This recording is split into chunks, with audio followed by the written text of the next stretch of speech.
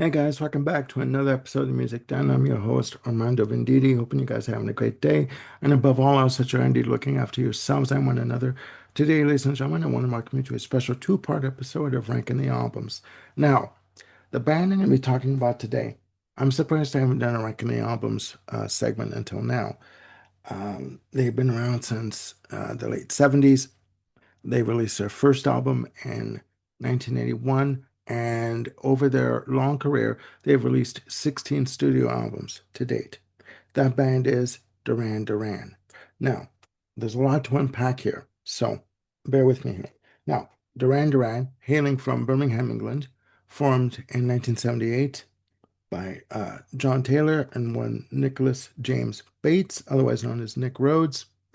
They would go through several lineup changes before signing to EMI in 1980, and with what would be considered to be the classic lineup of the band. Now, among the ex-members of Duran, most notably is Stephen Duffy. Now, Stephen Duffy, vocalist, multi-instrumentalist, record producer, would go on to a solo career. He's also worked most extensively with Stephen Page of Bare Naked Ladies. They would write many songs that would end up on Bare Naked Ladies releases and would also work together on solo projects for Stephen Page, most notably releasing the Vanity Project together.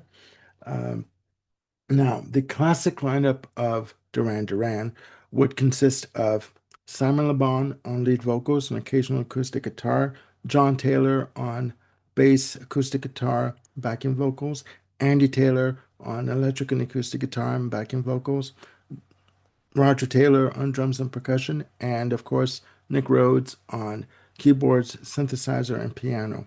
Now, they would sign with EMI Harvest Records in 1980, again, going on to release 16 albums to date. And a few weeks back, I read on my Facebook feed that the band are in the studio working with Nile Rodgers and possibly going to be getting some more new music from Duran in the next year or so. The most recent release, Dance Macabre, was released in October of 2023, and a reissue with three bonus tracks was released in 2024. Now, in terms of the band overall, they would go through many personnel changes. And in the mid 80s, I wanted to focus on this. In the mid 80s, they would go off into two factions to do two side projects. Um, those projects were The Power Station, which featured John Taylor, Andy Taylor, vocalist Robert Palmer, rest in peace, and drummer from Chic, Tony Thompson, also rest in peace. They would release their debut album, The Power Station, self-titled, in the spring of 1985. Nick Rhodes, Simon Le Bon, and Roger Taylor would form Arcadia, releasing their album, one and only release, So Red the Rose, in November of 1985. And just a brief side note. For me, what makes up the sound of Duran were the two side projects of Arcadia and the Power Station, because the Power Station was more of a heavier heavier rock sound, more prominent guitars, courtesy of Andy Taylor, heavy drumming, courtesy of Tony Thompson, fantastic bass work from John Taylor, and of course, Robert Palmer as lead vocalist. You know, you couldn't go wrong with that album. Uh, Arcadia with So Red the Rose was more of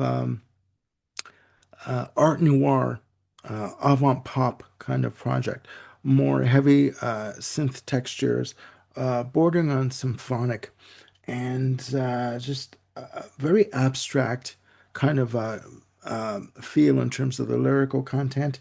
And in terms of the musicians that played on So Red the Rose, that contributed, you had David Gilmour of Pink Floyd, Herbie Hancock, Sting, Grace Jones, Mark Egan, the bass player for Pat Metheny's group.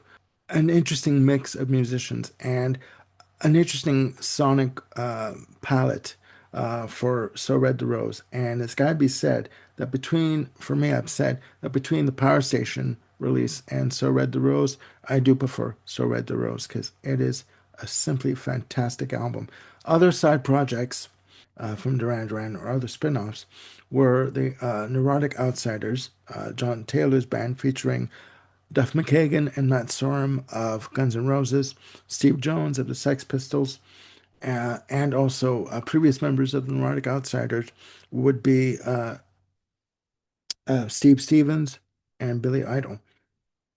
And other side projects of Duran Duran were The Devils featuring Nick Rhodes and Stephen Duffy, and TV Mania featuring Nick Rhodes and Warren Cucurullo.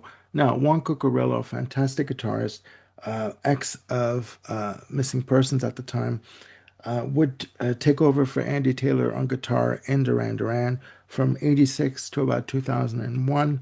He would also work with Frank Zappa.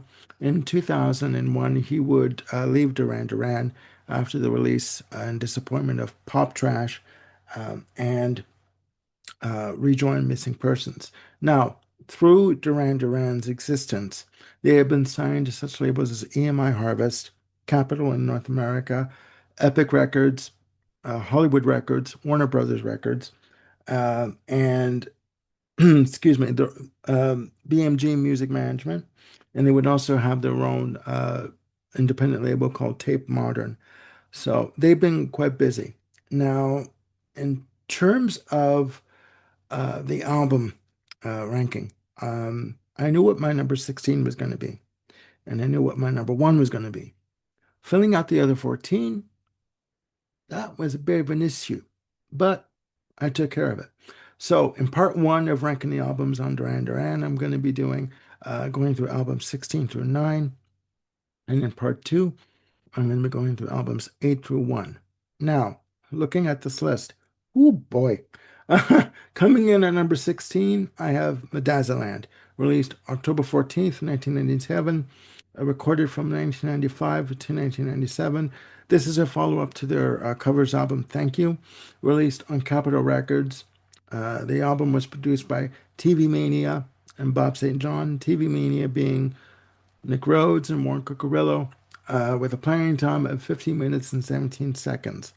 Now, oh boy, the music that would end up on Medazzaland, uh, some of the music that was on the album was music that TV Mania was working on for their, at that point, unreleased album, Bored with Prozac and the Internet. That album would see the light of day in 2012. Medazzaland, there's a history behind this. Now, this album was originally released in North America, Latin America, and Japan.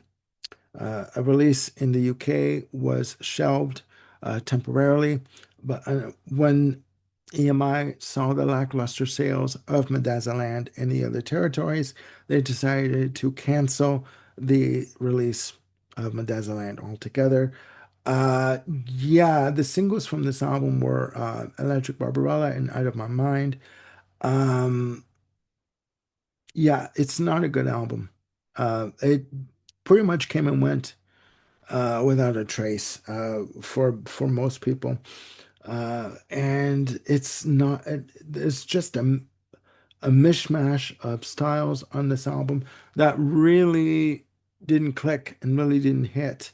And I mean, not that the music was it was not that the music was bad at all. It just really didn't click with anybody. And in terms of the fans and in terms of the, I don't know whether it was lack of a push from the record company, but this album pretty much again came and went without a trace, and it suffered a slow. I don't want to say a slow death.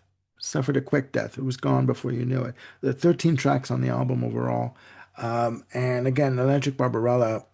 I do remember it being released and the video for it, and it's just not good. Not good. That's number 16.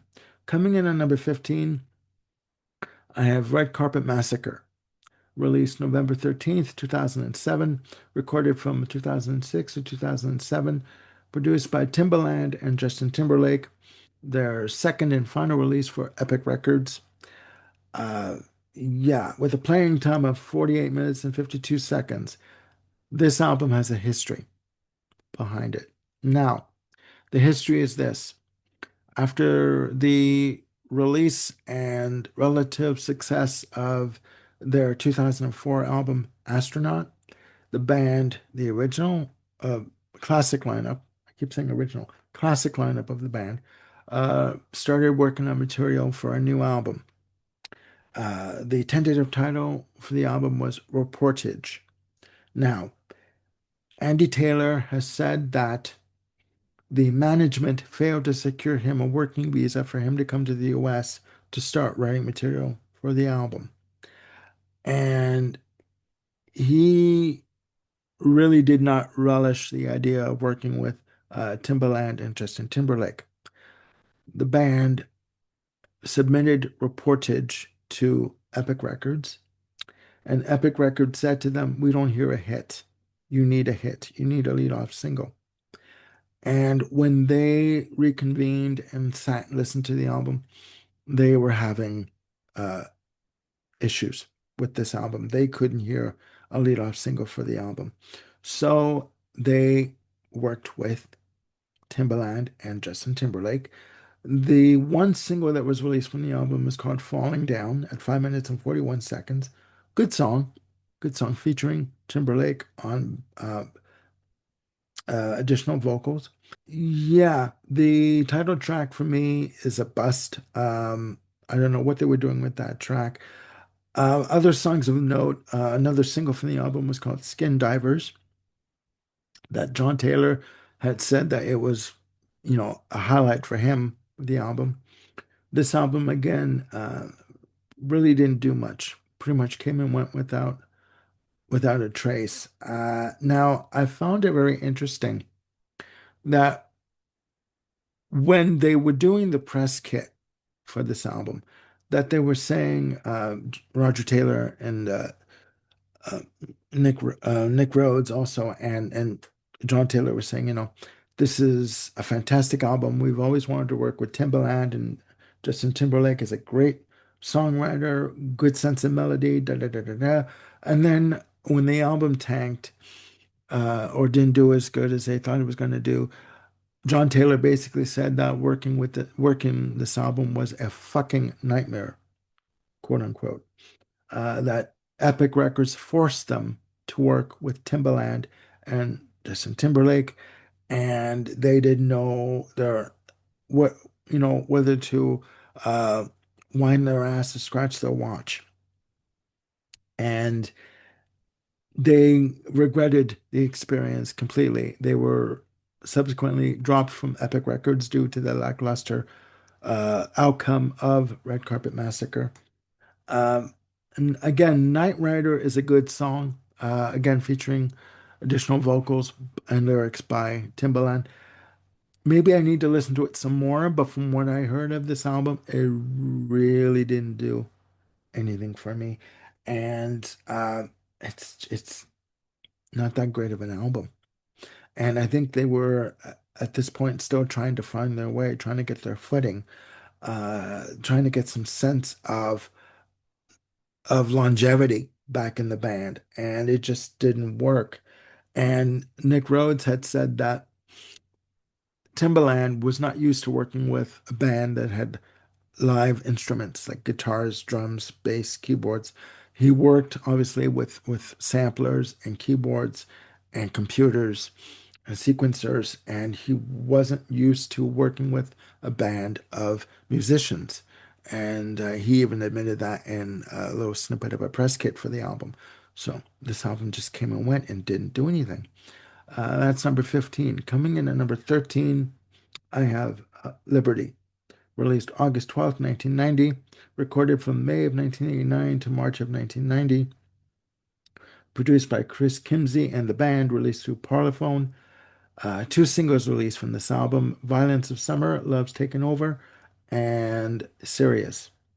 Now, I do remember Violence of Summer coming out as a single. Yeah, it really didn't do much for me at 4 minutes and 22 seconds. The track is okay, but something was missing.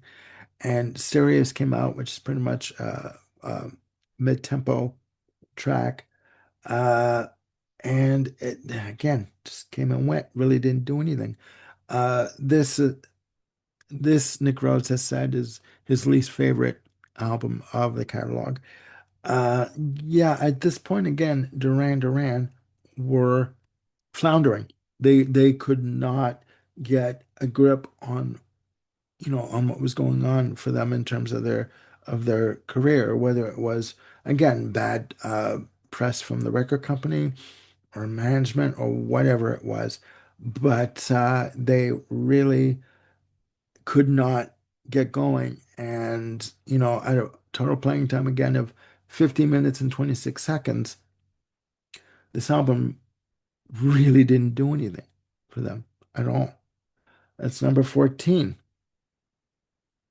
Coming in at number 13, I have Pop Trash, released June 19th, 2000, recorded from 1999 to 2000, produced again by TV Mania, Nick Rhodes and Warren Cucurullo, with a playing time of 55 minutes and 10 seconds, released through Hollywood Records, the one and only release for Hollywood Records. Um, yeah, synth pop, good album. I mean, the musicianship, sorry, on this album is not bad. It's just it just lacks something. There's nothing really on this album that works for me. The two singles that were released from the album were Someone Else Not Me and Playing with Uranium. Uh, yeah, there were two short tracks on this album. Fragment at 49 seconds and Kiss Goodbye at 41 seconds, almost like a little segues or little snippets of tracks on this album. I think with this album they were trying to experiment a little bit more. And although there are a lot of good synth textures on this album, there was just something uh, that was not working. And it was for the press kit for this album that Warren Cucurullo had said that Duran has a long history of getting good momentum on one album and then faltering for the next two and having difficulty maintaining longevity for their album releases. And at this point, he'd been in the band since 1986, so he knew what he was talking about. Um, they were quickly dropped from Hollywood Records due to the lackluster performance of Pop Trash and the fact that the Rolls Royce that is featured on the cover once belonged to Liberace. I mean, yeah, it's not what was going on at the time. It wasn't accepted, and this was at a time where you had the boy bands coming up in sync, Backstreet Boys, Britney Spears, Christina Aguilera, all this all this manufactured pop that was coming up. Duran did not fit within that genre. So this album again came and went without a trace. Um, yeah, it's sad. It's sad, and I do believe that this album reached in the mid 130s. I think 136 on the Billboard charts, and it was the lowest chart position for the band in its history. So yeah, they were floundering at this point. It would be 4 years before they would release their next release with the classic lineup. Coming in at number 12, Astronaut. Talk about the classic lineup. Released September 20th, 2004. Recorded from 2001 to 2004, a long period of 3 years. Produced by Dallas Austin, Nile Rodgers, and Mark Tindley. Their first of two releases for Epic Records with a playing time of 49 minutes and 52 seconds, so just under 50 minutes. Now, these singles released from the album were Reach Up for the Sunrise and What Happens Tomorrow. Uh, yeah, good album. Another single released from the album was Nice. Uh, yeah, I do remember this album coming out. I do remember seeing the CD in the store one day when I went into HMV. The anticipation for this album was palpable. The fact that the classic lineup, I keep saying original, the classic lineup of the band were going to be together again and come out strong. It did get generally favorable reviews. I, Reach Out for the Sunrise, a lead off track, a lead off single. Good, good. It's just, I don't know. There was just something missing uh, at this point. And I, I don't know if they were trying to recapture their former glory. I don't think you can. Very few instances that you can do that. But I mean, it was a decent album. It was all right. But I mean, 12 tracks in total. Ends off with Still Breathing at 5 minutes and 59 seconds. Also, another good song is Point of No Return. Who knows? Who knows that after the release of this album, and they had a good start with this album, but who knows after the release of this album and possible work on what would be called reportage, who knew where they were going to go, you know? But that was not meant to be. And reportage has never been released at all. And I don't think it's going to be released. There was talk about it possibly coming out a couple of years ago, but that was uh, never meant to be. It's number 12. Coming in at number 11, I have All You Need Is Now, released December 21st, 2010, recorded from February to August of 2010, produced by Mark Ronson. Uh, Good album. Good album. Released on Tape Modern Records, their own record company, with a playing time of 56 minutes and 44 seconds. Now, this album has an interesting history. It was released digitally with 9 tracks, and a physical version was released with 14 tracks. I like this album. I think it's a good album. I think it's a strong album. The title track is great. Other songs of note are Safe in the Heat of the Moment, featuring Animatronic. Say that 5 times fast, see where it goes. Girl Panic is another great song. Uh, the short track, A Diamond in the Mind, at a minute and 15 seconds. This is a good album. When they hooked up with Mark Ronson uh, for producing duties for this album, he had said to the band, I want to make the sequel to Rio. And I know that when Nick Rhodes said that when he heard that, he thought someone finally gets where we're coming from. And they were interested to do that. It's a good album. It's a good album. Maybe if I hear it again, it might go up on my ranking if I do another ranking. But yeah, it's a good album. I think that for this album, although they obviously wanted a hit album, to me, it just sounds like they were making an album for the themselves, and they just wanted to have a good time in the studio, and it does sound like that to me. It does sound like that to me. At this point, they didn't have any major record company push. They were going on their own and trying it out, see what was going to happen. They would subsequently sign with Warner Brothers for their next release. But yeah, this is a good album. This is a good album. Again, I really do need to listen to it again and get into it some more. That's number 11. Coming in at number 10, speaking of Warner Brothers, I have Paper Gods, released September 11th, 2015. Their one and only release for Warner Brothers Records. Warner Brothers Records at this point were signing bands like Duran, Adam Lambert. Um, and yeah, this is a good album. Um, Album was produced by Josh Blair, Mr. Hudson, Nile Rodgers, and Mark Ronson, uh, featuring the single Pressure Off, featuring Janelle Monáe and Nile Rodgers. Good track number 4 on the album. Uh, yeah, other singles of the album are What Are the Chances? This is a good album. The one I call it pimple on the butt of this album his Dance Phobia, featuring one Lindsay Lohan on incidental vocals. And I don't know what they were thinking. I don't know where they were going with this. Um, yeah, it's not a good track. And I don't know what they were thinking about putting her in the studio. But as you saw on the graphic for the album cover, the images on the album cover were trying to recapture, not recapture, sorry, but an homage to the earlier album, Seven and a Ragged Tiger, the debut, subtitled Rio, just a reminder of their past, but going into the future with this album. Fortunately, this was the only release for Warner Brothers Records. They would sign with BMG Music Management after this.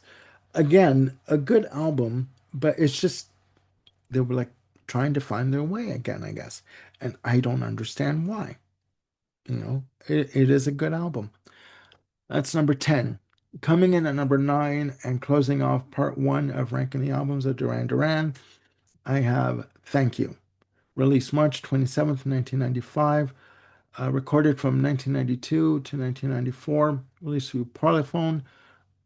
Produced by John Jones. This album is an album of covers featuring the lead-off single White Lines, Don't Do It. Cover of Grandmaster Flash, there's, White Lines.